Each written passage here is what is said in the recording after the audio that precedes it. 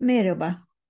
Bu hafta Homeopati Hasta Okulu'nda biraz samimi bir muhabbet yapacağız. Biraz sorularınızı cevaplayacağım. Bayağı sorular geliyor çünkü size. İlk önemli gelen soru neden homeopati hasta okulu yapıyorsunuz? Çünkü beni arıyorlar veya bir şekilde ulaşıyorlar. Ben de işte derneğe veya meslektaşlarıma yönlendiriyorum. Şimdi şöyle bir alışkanlık var. Aslında bu bir gerçeklik de var. Birçok meslektaşım sosyal medyada paylaşımlar yapıyor.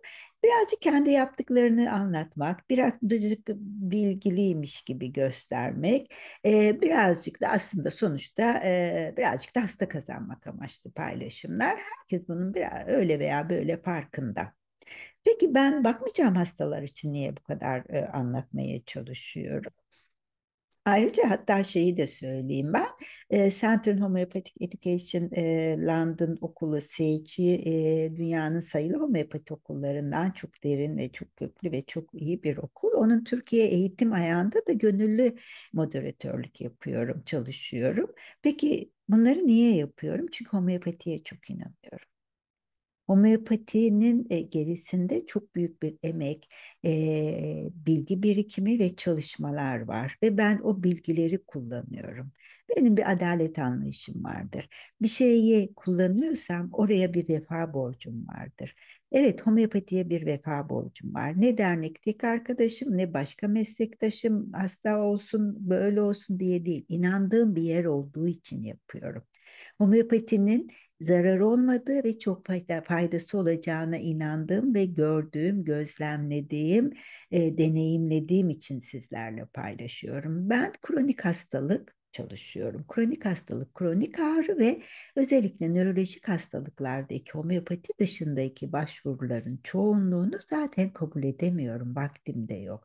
Ancak bu şekilde bir farkındalığınız olursa hem akut homeopatiyi birazcık anlatmaya çalışıyorum. Hani kendi kendinize yapan, evde yapabileceğiniz basit şeyleri, onları deneyip gözlemlediğinizde, onları kullanmaya cesaretlendiğinizde bir akut eğitim gerekli veya benim uzun süre devam edeceğim. O dersleri tamamlamak gerekir belki de bir süre sonrasında.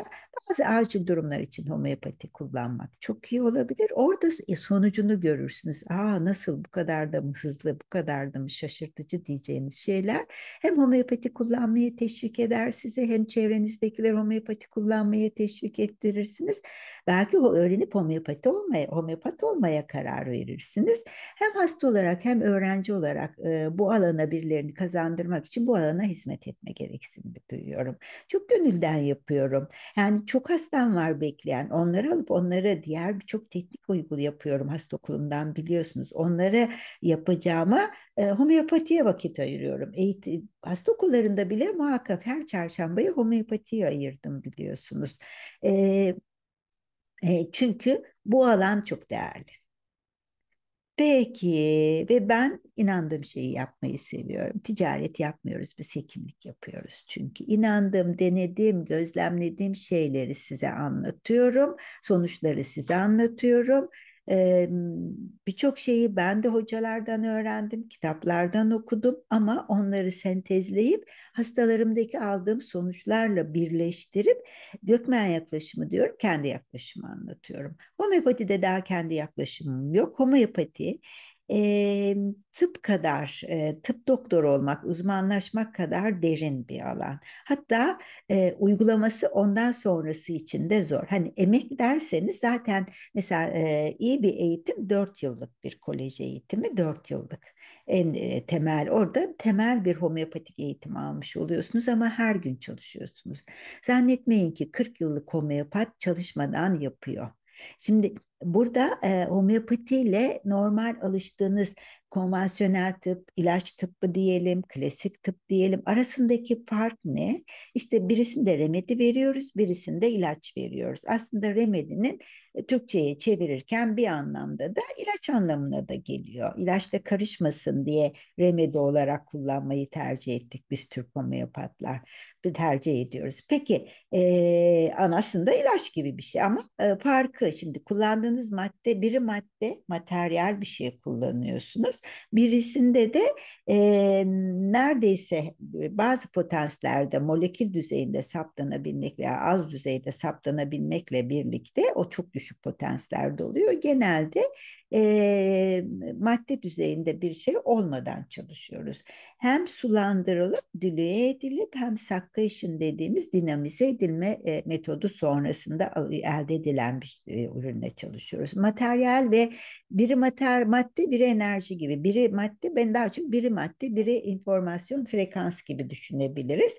Öyle bir farklılık var. Ama asıl farklılık uygulayışta da farklılık var. Şöyle bir şey. Şimdi ben 14 yıl klasik doktorluk yaptım. 20 yıldır da ilaç dışı hekimlikle uğraşıyorum. İkisini de yaptığım için kıyaslamayı yapacağım size. Nörologdum. Nörologlar hani muayenesi en uzun süren tıp içindeki dallardan birisidir. Mesela dermatoloğun daha kısadır. Cildindeki sorun vardır. Gösterirsin. Bakar. Ha der. Şöyle büyük bir şey bakar falan. Belki oradan bir sürüntü bir şey alır falan. Kısadır muayenesi. Ama nörolojide biz en uzun muayene edenlerden birisiz. Şikayeti dinle, bütün sinir sistemini, onun bedendeki gösterilerini kontrol et falan. Birazcık daha sofistike, daha komplike tıbbın içindeki en uzun ve karmaşık alanlardan birisidir. O yüzden de zaten ben böyle karışık şeyleri sevdiğim için nörolog olmaya karar vermiştim. Ama mesela nörolojik muayene ile homeopatik muayeneyi karşılaştıralım. Tamam, nörolojik muayene de uzun sürer şey yapar ama eninde sonunda hastanın şikayetlerini dinler. Bir de muayenesini yaptığında işte nedir mesela? Bir tarafında güçsüzlük var. Ha bu felçten mi? Damarında mı tıkanıklık var? Beyninde mi kanama var? Beyinde tümör mü var? İşte beyninde mi bu güçsüzlüğün nedeni? Omuriliğinde mi? Yoksa belindeki şey boynundaki omurilikte mi? Belki bir seviye. Lokalizasyon deriz. Öyle kitabımız bile var. Biz bunu bir lokalize ederiz. Ona göre de işte MR'ı, tomografisi bir görüntüleriz ederiz. Nedeni buluruz. Varsayalım ki damarı tıkanmış. Vereceğimiz şey kan sulandırıcı bir ilaçtır ve onun yanındaki destekleyici bazı şeylerdir. Tansiyonunu, mansiyonunu düzenlemektir. Üç aşağı beş yukarı kan sulandırıcı ilaçlar yani sonuçta bir elin parmağını geçmez. Diğer yanında kullanacağınız belli ilaçlar vardır. Veya migreni ele alalım. Migren durumunda hastanın migreni varsa bir ağrı kesici ilaçlar var. Atak anında kullanacağız. Bir de atak gelme sıklığını azaltacak ilaçlar var. Atak ilacında kullanılan migren özel birkaç ilaç var. Ağrı kesicilerinde bazıları var. Yine bir elin parmağını geçmiyor. Atak sığını azaltmak için ya tansiyon ilacı kullan, tansiyon ilacı gibi bulunmuş bir ilacı ya sarı ilacı gibi bulunmuş bir ilacı veya depresyonda kullanılan bir ilaç. Bunlar da 3-5 tane yine şeylerle birlikte geçmiyor. Şimdi tanı koyuncaya kadar işte mesela bir tarafı güçsüz olan bir kişi de beyinde şu mu bu mu işte tetkik falan biraz kafa yorduk. Şey yaptık ama ondan sonra tanıyı koyduktan sonra vereceğimiz ilaç belli. Peki homeopati yaklaşımla bir migren değerlendirdiğimde ne yapıyorum? Hasta ilk defa böyle bir şey yaşıyorsa ve online çalışmıyorsa ve daha önce hiç muayene olmasa bir kere nörolojik muayene falan yapmak gerekiyor da genelde homeopata zaten birçok tanı almış olarak geliyor ve genelde ben online çalışıyorum. Varsayalım ben veya homeopat bir meslektaşım. Önce ağrının yeri, hangi saati, nereden giriyor, nereye çıkıyor? İçeriden dışarı mı, dışarıdan içeri mi zonkluyor? Nereden nereye yayılıyor? O sırada sıcak mı, soğuk mu iyi geliyor? Yatıyor mu, kalkıyor mu? O sırada duygusal durumu ne oluyor? Öfkeleniyor mu, gergin mi? Başını ne yapıyor? Yüksekte mi tutuyor, aşağıda mı tutuyor? Başın ağrının tarafına mı yatıyor, diğer tarafa mı yatıyor? Orada odanın penceresi açık oluyor mu? Açık hava istiyor mu? Odayı serin istiyor mu? Soğuk istiyor mu? Sıcak istiyor mu? Orada birisi sesleniyor, yalnız kalmak mı istiyor yoksa yani birisi yanında yine de olsun istiyor mu? Ağlıyor mu? Sızlıyor mu? Yüzü sıcak mı? Burnu, başı, gözü terledi mi? İşte orada ishali mi oldu? Kusması mı oldu? İşte o ağrı patronuna üzüldü de mi oldu? Öfkelendi de mi oldu? Patronuna üzülmez de öfkelenir, sesini çıkaramaz. İşte çocuğuna üzüldü de mi oldu? Orada çok uykusuz mu kaldı? Çok ışığa mı kaldı? Şimdi ışık mı az geldi, çok mu geldi? Yani ışık az geldi, çok geldi. Ona göre seçeceğin remedi değişiyor. Yani normal nörolog olarak seçeceğin remedi değişmiyor. Adetinin neresindeydi, nasıl oldu, ne zaman başladı, hava nasıldı, gecenin hangi saatinde arttı, gecenin hangi saatinde azaldı, sabah ne oldu, havada gün varken ne oldu, güneş batında ne oldu falan filan böyle uzayıp gidiyor. Bunların hepsini soruyoruz. Normalde nörolog olarak bunları bu kadar ayrıntılı sormuyorum. Çünkü vereceğim ilacı değiştirmiyor. Bazı şeyleri soruyoruz ama burada bütün ruh, ondan sonra bunlar bitti. Bütün ruh halini soruyoruz. Peki niye soruyoruz ruh halini? Bütün onu tanımaya çalışıyoruz. Baş ağrısı için akut atakta bir ilaç vereceğiz ama miyazmatikte çalışacağız. Hayatı boyunca neler değişti? Çocukkenki huyu suyundan sonra ergenlikteki bir şey değişimi. Yok işte bir kaza geçirdi, bir ameliyat oldu, sevgilisinden ayrıldı. Ondan sonra ne değişti? Bütün hayat seceresini de ayrıntılı alıyoruz. Ondan sonra geçiyoruz aile seceresine. Hani ailende ne hastalık var? Hani doktor olarak da soruyoruz ama burada dıdı dıdı soruyoruz. Bıdı bıdı soruyoruz. Çünkü ailede ne miyazmalar vardı? Onlardan neler geldi? Çünkü o anda acil atak anındaki seçeceğimiz ilacı etkilemiyor bu ama bir hasta daha sonrası için miyazmatik çalışma o insanı daha iyi bir sağlık seviyesine taşımak için gerekli bu bilgiler. Miyazmatik hani atalardan gelen ve hayatı boyunca aktifleşmiş hastalık yatkınlıklarını da düzeltmemiz gerekiyor. İşte e, bu kadar bir şey gerekiyor. Bütün bu bilgileri almamız gerekiyor. Bu uzun bir görüşüm oluyor. Hadi bunu yaptık. Tam bunları yapıp yazdık da not ettik de öyle olmuyor ki. Sonra bunları repertorize ediyoruz. Yani bunları böyle bir şekilde e, şifre gibi yani ayrı bir dile çevirir gibi kodlar gibi bunları rubrikleştirme diyoruz. Ondan sonra onları kitapları var, bilgisayar programı var, onlara yüklüyoruz. Ha burada soruları sorarken yaparken de kafamızda bir sürü de program açıyoruz. Bir sürü şey söylüyor ya hasta. O söylediğine göre de bazı sorularımız oluyor. Hani normale göre çok daha yoğun bir çalışma oluyor. Hasta ve sonrasında o repertorize ettiğimiz şeylerde çıkan remedilere bakıyoruz. O remedilerin bazı özellikleri için tekrar materyal medika dediğimiz kitapları açıp bakıyoruz. Yani bazen bir saat görüşüp 4-5 saat çalıştığımız oluyor. Bazen bir saat görüşüp 15 dakikada karar verdiğimiz de oluyor. Ama bu değişiyor. Zannetmeyin homeopati sizin görüşmeniz o kadar bıdı bıdı birçok sorgulayıp sizinle bu kadar derine inmesine yetmiyor. Arkasında çok büyük bir çalışma gerekiyor. Yani dediğim gibi 40 yıllık homeopatta materyal medikayı da açıp bakar, repertorizasyonunu mutlaka yapar. İşte bu şeyleri ayrı bir dile çevirir gibi İngilizce ama ayrı bir dile çevirir gibi şey yapmak gerekiyor. Belli bir şekilde o bir şey var, o bilgi külliyatı var. Hatta işte kitaplar değil daha çok bilgisayar programları da burada yardımcı oluyor. Çünkü kitaplardan bak başa çıkmıyor. O kadar şey kitabı her zaman yanında taşıyamıyorsun repertorileri kalın kalın. İşte böyle bir çalışma. Şimdi bunu niye anlattım? Şimdi bu kadar zor bir çalışması olandan hem faydalanın diyorum hem de öğrenin de diyorum. Ama her şeyin bir bedeli var. Yani bedeli yüksekse aldığın karşılık da yüksek. Homeopati olarak bizim aldığımız karşılık maddi olarak yüksek bir karşılık değil. Yani çalışma saati ve emek noktasında öğrenmek için bayağı bir emek gerekiyor. Yani sonuçta yıllarca bir emek gerekiyor ve sürekli bakman, sürekli çalışman gerekiyor. Hani normalde doktor olurken de emek harcıyoruz. İşte sınava giriyoruz, tıp fakültesinde okuyoruz, sonra ihtisas yapıyoruz ama ondan sonra birazcık sakinleşiyor. Onların da takip etmesi gerekiyor ama homeopatide daha yoğun bir çalışma gerektiğini söyleyebilirim. Arkasında büyük bir emek var. Ama kendisi için de ödülü de var. Homeopatlar dünyada Avrupa'da bir araştırma yapılmış. En uzun yaşayan bir bahçıvanlar bir de kilise rahipleri var. Şimdi bahçıvanlar bahçede ve sürekli gardenerlar çalıştıkları için o doğayla oldukları için uzun yaşıyorlar. Rahipler de daha sakin bir hayat yaşıyor. İnsanlarla sosyal bir ilişki içinde işte kilisesinde şeyinde gayet bir huzurlu bir hayatları var ve insanlara yardım ediyor işte. Hani Hristiyanlıkta günah çıkarma var, şey var. Hani orada birazcık da böyle bir insani bir çalışma var. İyi niyetli çalışıldığında o da var. Ondan sonra yaşayan kim? Homeopatlar. istatistiksel olarak ortaya çıkmış. Çünkü homeopat da ilaç yazıp göndermiyor, remedi verip göndermiyor. Onun her şeyiyle ilgileniyor. Ruh haliyle, bütün duygu durumuyla, hayat biçimiyle. Çünkü yaşaması, çevresi hepsiyle, onların hepsi bizim için veri olabiliyor. Bunlara ilgilenip laf olsun diye de dinlemiyor. Bunları veri olarak analiz edip bütün ona uyan bir remedi seçmekle uğraşıyor. Samimi sohbet dedim ya, biraz böyle dertleşir gibi anlatmaya devam ediyorum.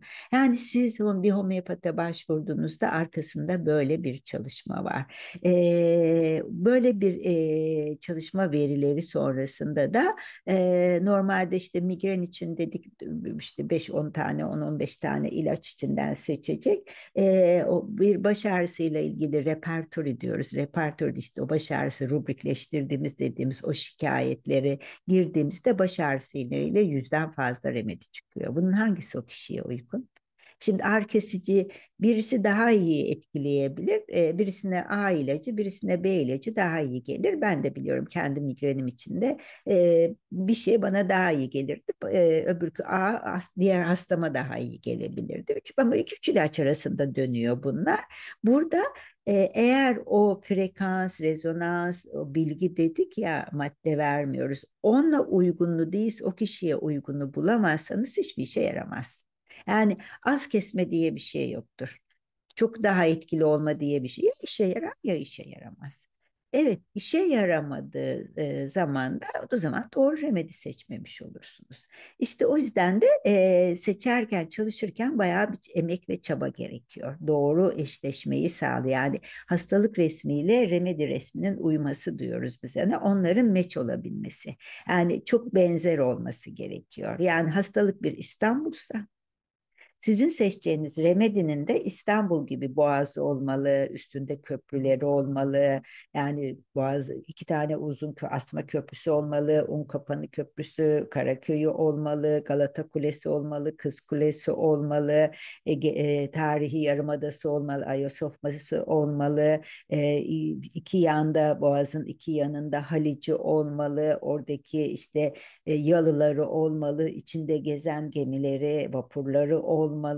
Yani sonuçta daha yanlara doğru tepeleri olmalı. İşte bir sürü çarpık bir kentleşmesi, böyle kötü kötü binaları olmalı. Bu güzelim şehir nasıl, tarihi şehir nasıl öyle olmuş olmalı. Galata'sı, İstiklal Caddesi, yani sonuçta yere batan sarnıcı falan böyle gidiyor. Bunların hepsi olmalı. Yani yarısı olarak olmuyor işte. Ama o İstanbul değil. O remedi, biri de hastalık ama çok benzemeli. İşte böyle bir bilgi benzeşmesini sağlamaya çalışıyorsunuz. Homeopatinin zorluklarını daha fazla uzatmayalım. Her gülü seven dikenine katlanır. Homeopati gibi keyifli bir tedavi metodunu kullanan homeopatlar da bu zorluklara severek katlanıyorlar. Burada anlatmamın nedeni şurada, şundan anlatıyorum. Bana şöyle bilgiler geliyor. Ben homeopati denedim, işe yaramadı. Homeopati olmuyor. Beni tedavi etmiyor. Homeopati işe yaramadı diye bir şey yok. O anda kullandığınız homeopatik remedi işe yaramamıştır. Sizinle uygun bir eşleşme olamamıştır. Olabilir bu. Yani çok deneyimli bir homeopat da bunu yapamayabilir bir seferinde. Homeopati sabır işidir. Ee, Tekrar değerlendirilir. Tekrar değerlendirildiğinde tekrar uygun remedi verilir. Zaten çok acil, çok akut bir tablodaysanız, yani çok acil, hayati bir mesele varsa zaten hastaneye. Homeopati birazcık yaşam biçimi olarak alacağınız bir şey. Ha, çok acil durumlarda çok deneyimli bir homeopat kendisi ve yakınlarına da uygulayabilir veya homeopatik hastanelerimiz olsaydı yapılabilirdi bunlar. Daha öncesinde vardı homeopatik hastaneler. Ama zaten birçok şeyi denediniz, bir homeopatiyi de denemek istiyorsunuz veya tanınız, her şeyiniz var. İlaç tedavisi uygulamak istemeyip doğal bir tedavi istiyorsunuz. Onun için homeopatiyi seçtiniz. Biraz sabırlı olmanız gerekiyor. Homeopatinin size bana fayda etmedi, işe yaramadı demenizin altında o anda eşleşme olmamış olabilir. Tekrar homeopatinizle değerlendirmeniz gerekebilir. İkincisi bir de layers diye bir şey var. Katman katman bizde bir birikim oluyor homeopatin karşısına gelinceye kadar. Doğduğumuz andan itibaren gelişiyor bu ve iyileşmede katman katman iyileştirmek gerekiyor. Çünkü homeopatide hastada o anda yaşam enerji neyle mücadele ediyor? O gördüğümüz semptomlara bakıyoruz. O andaki duruma bakıyoruz. O en üstteki katman. Ona yönelik remedi veririz ama altındaki katman o işe yaramaz. Bazen hastalar bana söylüyor. Ya diyor işte 6 ay önce bir şeyim için bir remedi vermiştiniz. Ondan aynısından bana gönderir misiniz? Veya aynısından verir misiniz? O 6 ay önceki sen değilsin ki. Aynısı o zaman da çok iyi gelmişti. Dedim şimdi ama iyi gelip gelmeyeceğini bilemem. Yine gelebilir. Ama şu andaki mevcut durumu kontrol etmek gerekir. Yani normalde 6 ay önceki migrenime ağrı kesici iyi gelmişti. 6 ay sonra aynısını alayım olmuyor. Homeopatik bir tedavi içindeyseniz özellikle o katman katman temizlenerek gittikçe hem remediniz değişiyor hem de miyazmanız da değişebiliyor. En yapısal, en dipteki genotipik ve fundamental layer dediğimiz en aşağıya indiğinizde orada tamam. Ama oraya kadar gelinceye kadar bu arada da iyileşme süreciniz de değişiyor. Yani sürekli bir takip ve değerlendirme gerekiyor. Sabır işidir dediğim bu. Bir de şey var tabii ki daha düşük şey olarak homeopatide 1800'lerin sonuna doğru bir ayrışma var. Özellikle İngiliz homeopatisi içinde Kent daha çok ağırlıklı ve daha organ remedileri çalışanlar ve olarak. Birazcık bu siz aldığımız eğitmen ve aldığımız eğitime göre ben mesela ilk daha aldığım eğitimlerin daha Kentiyen olduğunu, hatta bir ara homeopatiye ara verdim. Ben bunlarla benim kronik hastalıklarımı iyileştiremem güzel ama dedim. Doğru düşünmüşüm çünkü birazcık daha organ remedileri, birazcık daha layers metot mesela kronik hastalıklarda daha doğru çalışıyor. Homeopatiniz bu alanda eğitiminde bu alanla ilgili bir karşılaşma yaşamadıysa klasik homeopati öğreniyorum derken sadece Kentiyen ağırlıklı eğitim almış olabiliyor. O zaman seçerken bir zorlanma olabiliyor. O yüzden de mesela ben CHI bu Centre Homeopathic Education London'ın moderatörlüğünü ve oradaki gönüllü çalışmayı seviyorum. Çünkü orada bu ekollerin hepsi, bu yaklaşımların hepsi çok deneyimli homeopatlar tarafından aktarılıyor. Biz de Türkiye'de onun aktarıcısı olarak Türkiye eğitim ayağını yöneterek bulunuyoruz. E, O anlamda eğitimi bitmiyor. 56 yaşındayım. 20 yıldır ilaç dışı tıpla uğraşıyorum. 20 yıl sonra da hala uğraşıyor olacağım. Yaşarsam merak etmeyin. Böyle bir süreç. Böyle bir sorun da olabiliyor. Homeopati hiçbir tedavi mutlak mucize tek değildir. Homeopatinin de yetmediği yerler vardır. Hele ben tamamcı tıbbın birçok alanına hakimim ve birçok alanını kullanıyorum. Bazı durumlarda ilk başta homeopatiyi kullanıyorum. Bazı durumlarda şunu yapıyorum, bazı durumlarda bunu yapıyorum. İşte postüroloji mutlaka olmazsa olmaz diyorum. Postürü ayarlamadan, vücutta informatif akışa yapmadan homeopati bile çalışmaz diye düşündüğüm durumlar oluyor. Bazen bir auriklemedisin, bazen bir nöroterapideki bir şey, bazen akupunkturun bir şeyi. Bunların hepsi bazen öne çıkabiliyor ama homeopatinin özelliği ve artısı nedir? Etki alanı çok geniş, bütüne çalışıyor. Yaşam enerji kendisi bir madde veya bir araç gibi davranmıyor. Tek görevi mevcut yaşam enerjiyi o andaki neyle uğraşıyorsa hastalık ve sorun olarak o andaki yaşam enerjiyi destekleyip yani o andaki hastalık resmini destekleyip güçlendiriyor. Hastalığı yenen kendimiz, yaşam enerjimiz. Hastalığı yeniyor, yenip güçleniyor. İşte homeopatinin güzel yanı bu. Ve o yüzden de her iyileşme daha iyi bir sağlık seviyesine ulaşmamız anlamına geliyor. İkincisi ucuz. Ucuz bir tedavi yaklaşımı. Benim diğer tedavilerim daha pahalı. daha çok şey yapıyorum ama homeopati daha ucuz, uzaktan da yapabiliyorum ve ucuza yapabiliyorum. Hani emek maliyeti homeopata çok olmakla birlikte uygulanışı ucuz. O anlamda da daha ulaşılabilir, online yapılabiliyor, ulaşılabilir. Ülkemizde çok yaygın homeopati yok. Ne yazık ki dünyadaki homeopatinin en son girdiği ülkelerden birisi oldu bizim ülkemiz ama yaygınlaşacak. Ben ümitliyim. Bir şekilde homeopata ulaşmak, dernekte falan da ulaşabilirsiniz homeopatlara. Böyle bir durumda var. Bunların hepsi birleşince ben homeopati hasta okulu yapmaya karar verdim. Bugün biraz fazla samimi bir muhabbet yaptık ama gelecek haftalarda hem akut olarak faydalanabileceğiniz belki de böyle otizm gibi falan diğer meslektaşlarımla da güzel sohbetlerde buluşmak üzere diyorum. Lütfen kanalıma da üye olun, beni de mutlu edin. Neden? Çünkü ben de böyle paylaşımlara devam etmek istiyorum. İşe yaradığıma inanıyorum. Faydası olduğuna inanıyorum. Bilgileri buraya bırakıp gelecek nesiller bunları dinler diye hayal etmek istemiyorum. Dünya çok çabuk değişiyor. Belki gelecek nesiller bunları dinlemek için vakit bile harcamayacak. Bilemiyoruz ne olacağını. O yüzden de şimdiden faydalı olsun istiyorum paylaştıklarım. Yakınlarınızda da kanalımı paylaşırsanız çok sevinirim. Gelecek hafta görüşmek üzere diliyorum.